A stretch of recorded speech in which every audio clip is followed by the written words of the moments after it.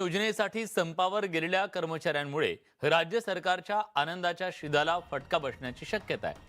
गुढीपाडवा तोंडावर आला असला तरी अद्याप जिल्ह्यांमध्ये कोणत्याच रेशन दुकानांवर शिधा पोहोचलेली नाहीये। कोणत्याच रेशन दुकानदारांकडून चलन देखील भरून घेतलं गेलं नसल्यानं आनंदाचा शिधा वाटप प्रक्रियेला विलंब होण्याची शक्यता वर्तवली जाते।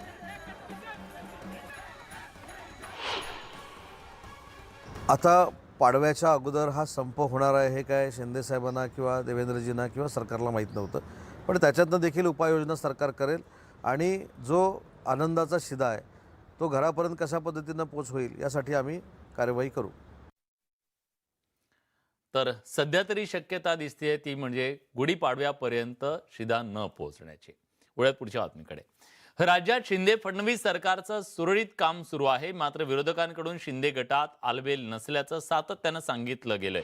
त्यातच भाजप प्रदेशाध्यक्ष बावनकुळेंनी जागा वाटपात केलेल्या विधानामुळे महायुतीत मतभेद होण्याची शक्यता निर्माण झाली। त्यावर भाजप शिवसेना यांचं विधानसभा निवडणुकीसाठी जागा वाटप झालं नसून कोणतंही सूत्र ठरलं नसल्याचं स्पष्टीकरण बावनकुळेंनी दिलंय। आगामी विधानसभा निवडणुकीत भाजप 240 जागा लढवण्याचा विचार करत असल्याचं आणि मी पक्षाच्या पदाधिकाऱ्यांना निवडणूक तयारीच्या दृष्टीने मार्गदर्शन करताना सज्ज राहावं यासाठी केलेलं ते विधान होतं। निवडणुकीच्या वेळी जागा वाटपाचा विचार होईल असं वक्तव्य सारवासारव बावनकुळेंनी केली।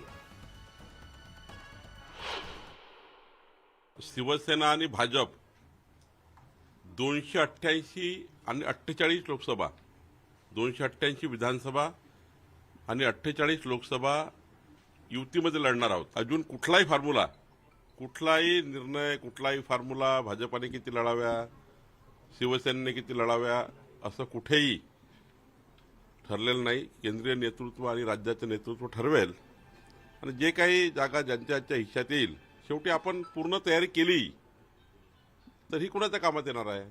शेवटी एकनाथ शिंदेजींच्या नेतृत्वात शिवसेनेने तयार केली ती भाजपच्या कामात येईल, भाजपाने तयार केली ती एकनाथ शिंदेजीच्या शिवसेनेच्या कामात येईल। आगामी विधान